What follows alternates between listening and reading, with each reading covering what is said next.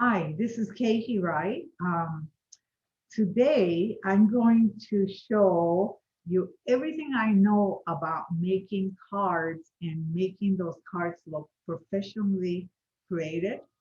And I know that it's very confusing, and it's so time consuming on, how to really make cards quickly. And um, I'm kind of like the queen of cards. I've been making cards for a long time and I love cards. And so I tried all different kinds of ways to make them. And I will share with you some of the things, the systems that I developed. And so one of the things that when you make cards, people are not really sure, what are the sizes? And so one of the things I like to say is when you make a card, it's very important not to just paint a card, make a card and paint it right on it and put it and make a card. It's looks so much nicer if you put it on a background and then on the inside you have to put in a little note card here so that people it gives them a really nice surface to write on instead of having them just write on this little card. And so then another thing is, fit it into the right size envelope. And so one of the things that I think that you really need to know, and you need to know it in your heart, kind of, are the three different sizes of cards. And so I want to go over that with you today. So the name of these cards is called A1, A2, and A6. So let me explain to you what A1 card is the smallest card, and you see these cards. Um, these are like you see these cards as little packets of thank you notes. Their size is 3 by 5 by 4 and 8, and so they're very tiny, and they're just like regular cards. But even on these little cards, you see that I go ahead and paint, and then I cut my art out, and then I paste it on here. And so, and then you find the right size envelope. So if you're wanting to, so first thing you should decide is, am I going to make a kind of a small miniature A1 card, or would you make an A2 card? An A2 card is the standard size card that you see most in stores. And these are, I think, majority of the cards that I make them in A2. And the size of that card is 4.25 times 5.5. And then the envelopes that go with them are called A2 envelopes, and these fit the cards perfectly. So those are the A2s. And then sometimes I like to make larger cards, and those are called A6. And here it is. It's a larger size. It's bigger than A2. It's not really big, but it is bigger than A2. And so you can see that. And so the picture that I put on this is a little bit bigger, and you open it up and it's the same thing. There's a little piece of paper that goes inside here, so you can write notes, and then the A6 envelope. So whenever you go shop for cards, um, I know that you could get a lot of really nice cards on the internet. You could go to Paper Source or order on Paper Source. And if you want these real pretty colors, I usually get these from Paper Source. But plain white is okay too. And so always know that, which size cards are you interested in making, A1, A2, or A6. And you go and first you should go and purchase your cards and your envelopes in one of these sizes. And then I'll show you. Okay, here's one I just picked up at Michael's. And these are called cards and envelopes, 10 sets. And they don't really tell you, 4 by 5 by 5 by 7 5. It's probably, let's open this up and see what this looks like. And I thought these were pretty cute because they have little scalloped edge on them, and I never used anything like this before. So here's a card, and let's see what size this is. Let's match it up to one of the ones that I have. It's a little bit smaller than the A6, and yep, this is the A2 size. See, so that's how you could tell right away. And you should kind of make a little sample kit too, so that you visually could see when you're trying to make a card, what size card you want to make. So now you know that this is the A2 size, and it came in a little packet. And isn't this interesting? They give you a little card with scalloped edge, and I thought, gosh, this is really kind of cute. So I bought this, and how would I use this? I probably would use something very, very simple, like put in here, and see that looks really nice. And you could, it just makes it look kind of like if you want to give a wedding card or something a little bit more, anniversary card. Um, it's nice to put on a little special card like this. Okay, so what does it mean to you when you go and start painting or drawing or something, making a card, is that you need to know what size card you're going to make, of course. And so that you know that if it's A1 card you're going to make, you take that card, A1 card, and you put a piece of paper on top and you measure for how you want, where you want it to lay.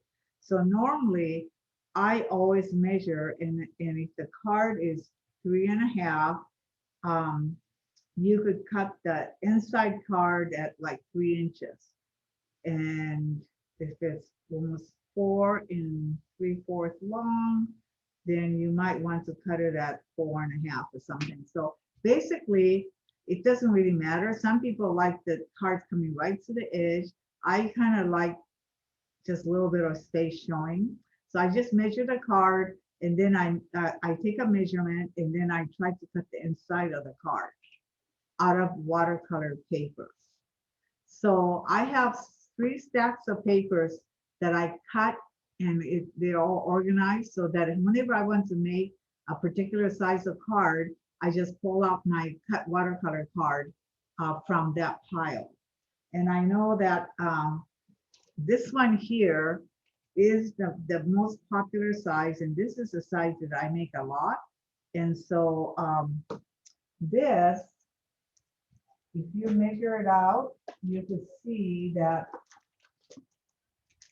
my favorite Scrapmore Ready Cut watercolor paper, if you cut this paper in half, that's what I usually do. Yep, it makes 2 of these cards. So what I do is I just, or sometimes I take a larger piece and cut, but this just seems like it's a lot easier for me. But I would cut this in half, and I have a stack of paper that is cut, that's this size. So anytime I want to make, paint cards, then I pull out from that stockpile, 8x8-2. And I know that once I take that piece of card and I could paint it, I know that it will fit my cards, 8x2 cards. Okay. And then the larger size is, let me see what size I cut these cards. So I cut this at 4 1/8 and 5 and 3/4. And so that's just the way that I like to measure it and cut. So then, I cut a whole bunch of papers out, watercolor papers out this side. So basically I have 3 stacks of, I guess mostly I probably make A2 and A6. And so I just keep a bunch of cards cut like this, so that anytime I want to make a card, I just flip out that card, and then I do my artwork on there, and then I know that it fits perfectly into this. And then on the inside, I cut another piece of paper to line the inside of the card so that people would have a nice surface to write on. So each one of the ones that you could just get a regular copy paper, or, whatever you like, whatever you have around, You just cut them so they fit inside the card. And this is where people write. So with that said, I like to show you how I put my cards on the paper.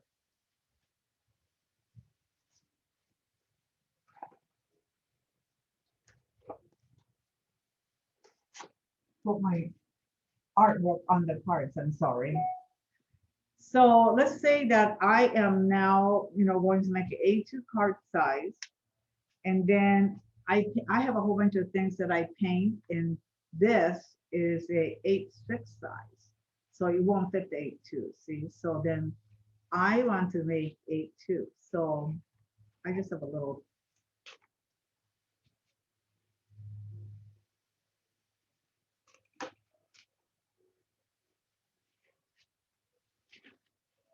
So let's just use one of these as an example. Um, I'm not sure if I really want to use, I'm not sure if I want to use, well, let's say, maybe I'll try it on this. This makes a beautiful card, right? So why don't we just practice on this card? And then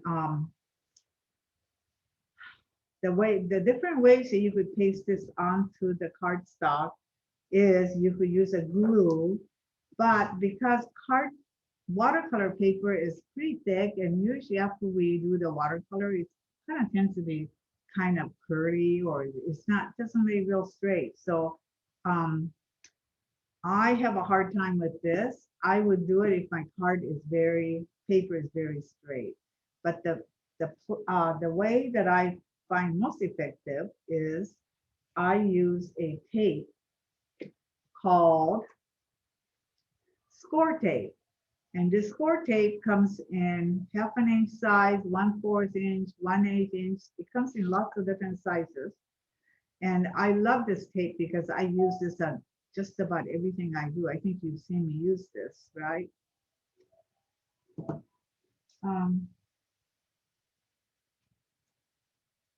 Let me see. So let me show you how I do that. So I just go ahead and take this right here.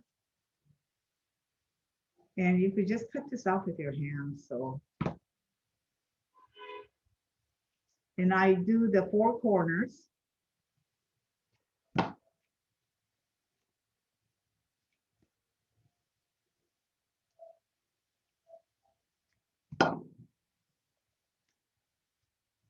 And if you have a real problematic card that's kind of warping or something like that, I would put more on.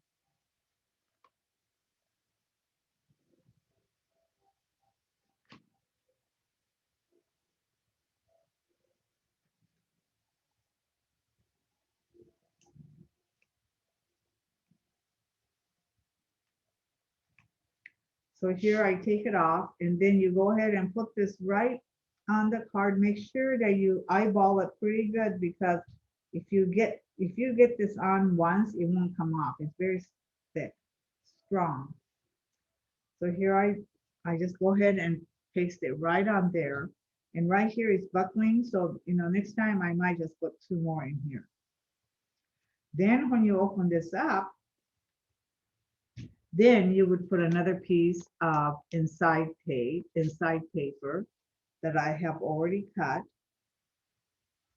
So because I have everything cut already, all I have to do is, okay, maybe this one could be a little bit shorter, but it's basically, I have a pile of things that I've cut to different sizes, and it's all organized.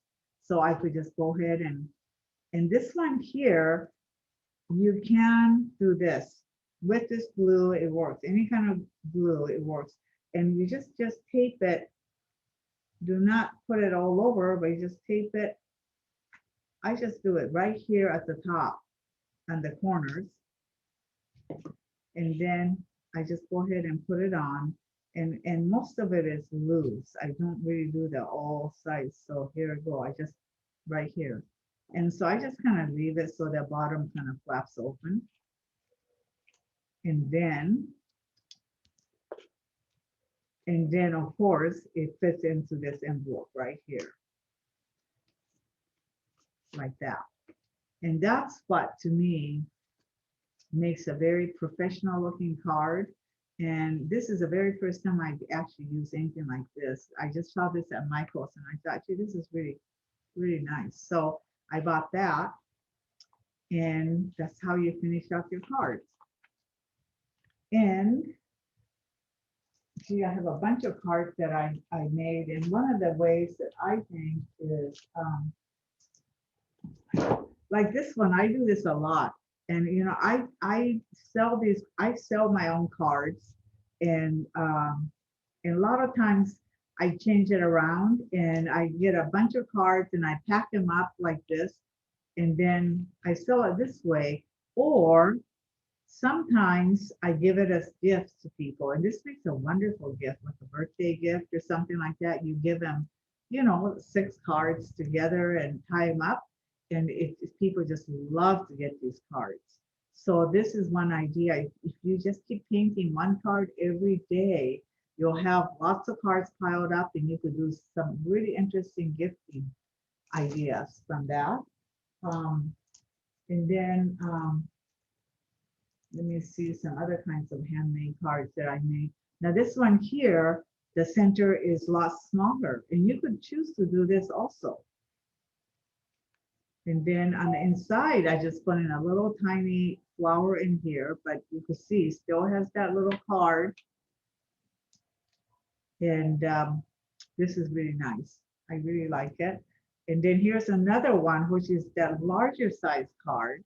And you can see that now on this one, I made the card size not all the way to the edge, but I really kind of stuck it right in this, kind of gave it a lot of margin on the sides. And again, you open this card up, and there's the inside piece in here, and then the envelope. And on this, I'm using silver envelope because I kind of thought that was nice. And it's just, I mean, I think that as you start making cards, you'll see, you'll start doing lots of creative things with, assembling cards. Um, Here's one, and this one here, I just made the cards come right to the edge. And so this is another way that you can cut the inside. So you can do them inside small or big. And so, yeah, another one I did, it's smaller. So there's just many, many different ways you could, paste this inside part in. So the most, I guess what I recommend to you is, oh, and I made a little tag too. So I put that little tag in back of the card for somebody. So what you should do is organize yourself so you could have a little organization box or something set up where you have different, so you could assemble the A1, A2, A6 envelopes and cards. And again, cards, you don't really have to buy the cards. You could also make your own cards out of your watercolor cards or mixed media cards that you have, or the notepads that you have. You could cut the cards, cut in half, and you can cut it to this size.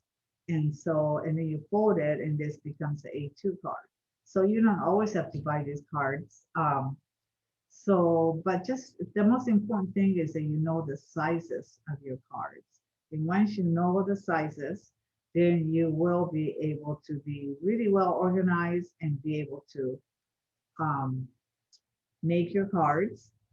And you could just flip out one of those little pieces of paper and just say, well, I'm just going to do a little drawing in 10 minutes or something.